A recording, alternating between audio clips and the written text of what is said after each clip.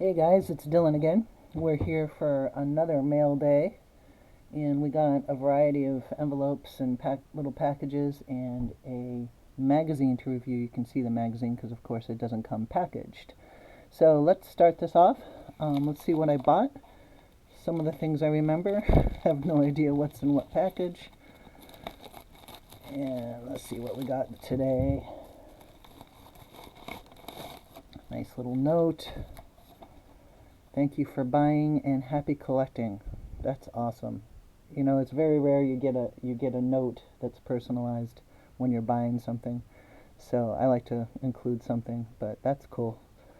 That's a good touch. And this, yeah, so this is from my PC. So this is from 2020 Archives Retired series. Um, those of you my age, which is 50 plus, you might remember that Drake's and Hostess and such had cards put into them, and they most of them were manufactured by Topps. I believe this is Topps, even though it says Drake. It also has another copyright that says TCG, which I believe is Topps, and the quality sure looks like Topps. Um, I mean, it's a original card, but of course they put this foil stamps on for archives and had Jim sign his name, which is interesting. The facsimile signature that they had on a lot of late 70s and early 80s cards actually looks pretty close to his real signature, which is interesting. So I liked that. It's number 28 out of 50. So I liked that. So that's going to go on my PC. I'll stand that up here so y'all can see it a little bit. Alright, let's see what else I bought. Let's see what's in this little envelope, which is, wow. I guess eBay has a new mailing of a plain white envelope for top loaders and such. I haven't tried it yet because I don't usually send cards with a plain white envelope, but I might if they're really less expensive. Oh yeah, cool. So this is for my PC as well. So this is a pink parallel refractor of Andrew Benintendi. Not numbered, but I'm going to try my first rainbow, and I decided to try something that wouldn't break my piggy bank, but would look pretty good. And I really like that picture, so I'm going to try this parallel. So if you have any of the numbered Andrew Benintendis laying around, let me know. I don't believe I've purchased any of the numbered ones yet. Just the base parallel, like the prism. I don't know if I have this sepia or not.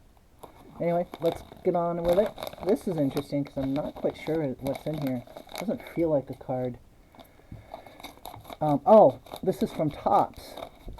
Okay, so I made a couple purchases on Topps.com for the heck of it. I wanted to see what they're like. Actually, so I cut the receipt in half. That's cool. Cut it in half. Yeah. So you can see what I purchased. I bought a couple for my PC, but also a couple maybe to sell. I liked the look of them. I haven't liked all of them. They've come out with different players. But this is Ronald Acuna Jr. And this is called Game Within the Game. I guess this is card number 1 for the year. So I bought 10 of those. I'm not going to open up the package yet, but I was hoping they come sleeve, but at least they put them in this. I think it's a neat, picture. So let's see how we do with those, I guess. Get these on camera.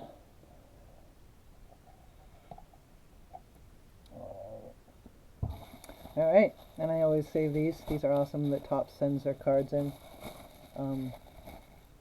I like them. They never use the seal, which is kind of funny. Alright, let's see what else we got here. Let's try this one. Hope you guys are managing the COVID fatigue well, and I guess this is probably part of your COVID fatigue. Relief, anyway. Ah, cool. Another one for my PC. So there's a story that goes with this card. This is a 1980 Topps card, original. Of course, the centering was crap always in 1980. And again, the facsimile SIG looks close to.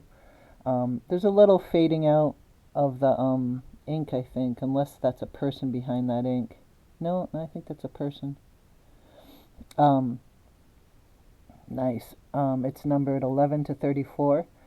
What's the story is behind this card is this was the year I was about 11 or 12, and so I had my own collection, and I went to spring training in 2011, I believe, with my parents for the first time. So I was 42, something like that.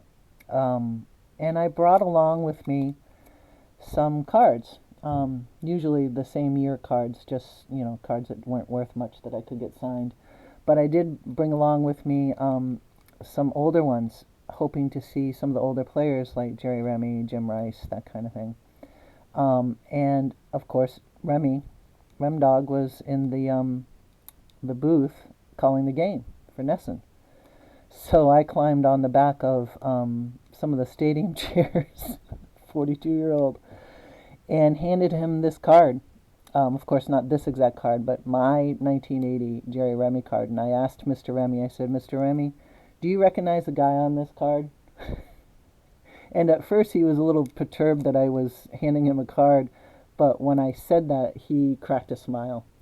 So he signed the card, and I had Don Orsillo sign a different card that was just a Red Sox team card, because of course he doesn't have his own card.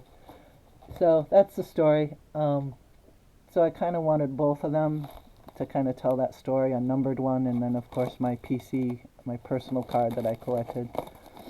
So that's that story.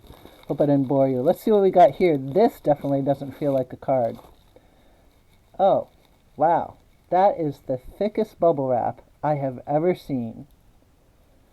I give this guy an A+++, and I will in his feedback, for protecting a card. Guys, this is at least 1.5 inches thick. This is the best I have seen. Oh, good for him. A++ for effort, dude. Wow. Damn.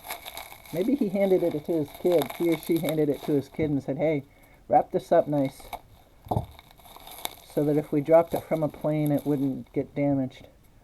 I swear. Probably could have. Man, I can't get into this thing. Usually we use masking tape on this, but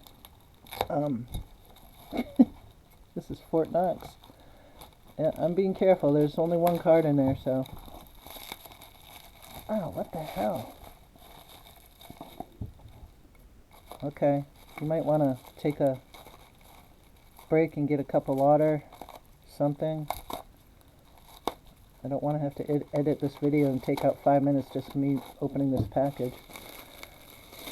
Sorry guys, this is kind of funny. Ah, here we go. Here's an opening.